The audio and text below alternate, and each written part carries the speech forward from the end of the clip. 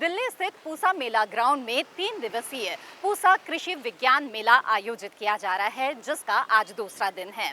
मेले में कृषि क्षेत्र से जुड़े हुए तमाम तरह के हितधारक आते हैं। बहुत ही बेहतरीन जानकारियां उन्हें मिलती है। जो शोध कार्य चल रहे हैं, जो अत्याधुनिक तकनीकें हैं, उसकी जानकारी इस मेले में मिलती है।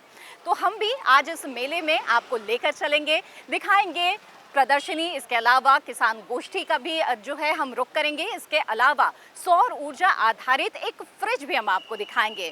तो बहुत ही दिलचस्प होने जा रहा है आज का ये मेले का सफर। तो चलिए हम चलते हैं मेले में। लेकिन एक बात जरूर ध्यान रखने की है, और वो ये है कि कोरोना संकट का काल अभी टला नहीं है। और ऐसे में जबकि मेले में बहुत ज्यादा तादाद में लोग आ रहे हैं, भीड़ भाड़ हो रही है, तो हम भी मेले का आनंद जरूर उठाएंगे, लेकिन मास्क के साथ। तो इसलिए मैं भी लगाती हूँ ये मास्क और लेकर चलती हूँ आपको इस मेले में।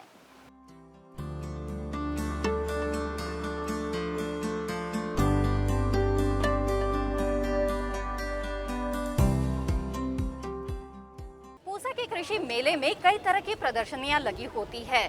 कई बार फल फूल सब्जियों की उन्नत किस्मों की प्रदर्शनी होती है, तो कभी प्रौद्योगिकी की प्रदर्शनी होती है। आत्मनिर्भर किसान से जो थीम से ये मेला चल रहा है, उसके मुख्य पंडाल के सामने इस वक्त हम लोग हैं। तो आइए रुक करते हैं पंडाल का और देखते हैं कि इस बार यहाँ पे किस तरह की प्रदर्शनी लगी हुई है। आइए।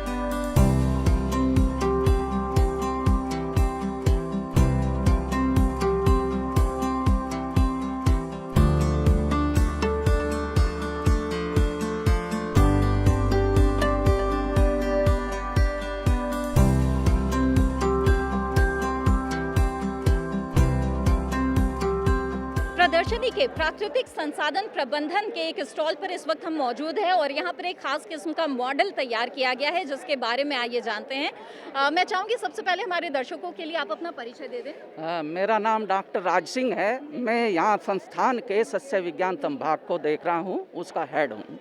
जी राज सिंह जी, आपसे जानना चाहेंगे हम कि ये मॉडल जो है, ये किस चीज़ का मॉडल है, क्या बता रहा है ये किसानों को? खासतौर पर जो यहाँ की थीम है इस मेले की, आत्मनिर्भर किसान, क्या आत्मनिर्भर किसान बनाने में इस मॉडल का कोई रोल है? हाँ, ये आपने सही कहा है कि इस मेले की जो इस बार थीम है वो है आत्मनिर्भर किसान।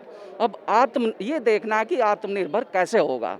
आत्मनिर्भर बनाने के लिए पहले तो आवश्यकता है कि किसान के जो परिवार के लोग हैं, उनके लिए उचित खाना मिले, खाने के साथ साथ उनको पोषक तत्व वाला खाना मिले। फिर उनकी जो आर्थिक स्थिति वो सुधार हो।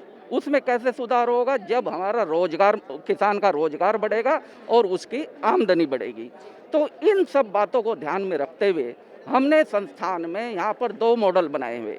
एक मॉडल बनाया हमने 1 हेक्टेयर का, जो स्मॉल यानी कि छोटे किसानों के लिए है, और दूसरा मॉडल हमने बनाया है 0.4 हेक्टेयर का, जो सीमांत किसानों के लिए है।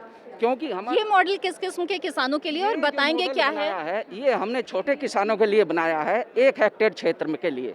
इसमें हमने एक औसत निकाला है कि किसान का जो परिवार है, औसतन 5 परिवार के सदस्य होते हैं, उनके 1 साल के लिए जो अनाज की कितनी आवश्यकता है, दलहन की कितनी आवश्यकता है, तिल की कितनी आवश्यकता है, और उसके अलावा फल और सब्जी उसकी कितनी आवश्यकता होती है, और जो पोषक तत्वों का ध्यान रखते हुए, जैसे कि एक परिवार को लगभग 110 किलोग्राम नाइट्रोजन प्रोटीन 1 साल में चाहिए। इन सब को बातों को ध्यान में रखते हुए हमने 1 हेक्टेयर ज़मीन को 8 कंपोनेंट्स में, विभिन्न 8 घटकों में बांटा है, जिसमें फसल उत्पादन है, सब्जी, फल उत्पादन, इसके अलावा हमारे पास डकरी है यानी कि बत्तख पालन, मुर्गी पालन, मछली पालन, और फिर डेयरी, और डेयरी के अलावा हमने बायोगैस प्लांट भी है। तो इस तरीके से हमने एक ऐसी योजना बनाई है जिससे कि किसान जो बाजार से जो सामान, जो इनपुट जो खरीदता है खेती के लिए, उस पर कम से कम निर्भर हो। क्योंकि फार्मिंग सिस्टम में क्या है, फार्मिंग सिस्टम में एक घटक दूसरे घटक से इंटरलिंक्ड है। मान लिया जैसे हमने फसल पैदा की, फसल से किसान को अनाज भी मिलेगा, और अनाज के साथ साथ दलहन भी मिलेगी और चारा भी मिलेगा। चारे के लिए हमने यहाँ पर गायें रखी हुई है, दुग्ध उत्पादन है, तो चारे को गायें खाएंगी। उसके अलावा गायों से हमको गोबर और गौमूत्र मिलेगा, जबकि एक गाय औसतन 1 साल में लगभग 30 से 40 कुंटल गोबर दे देती हैं।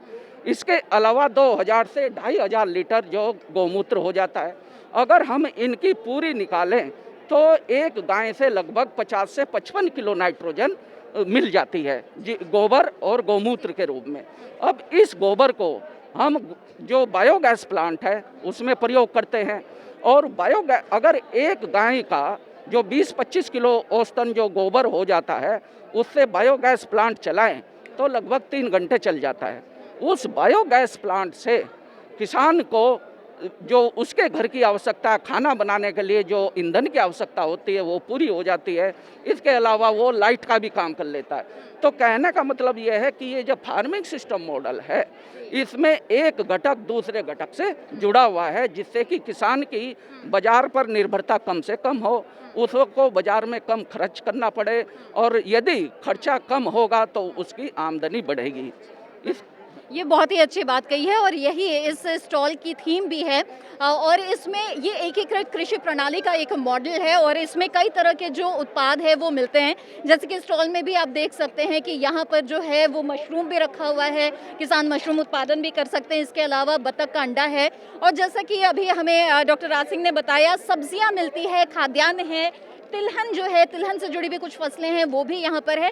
तो कई तरह की चीज़ें यहाँ पर किसानों को मिलती है।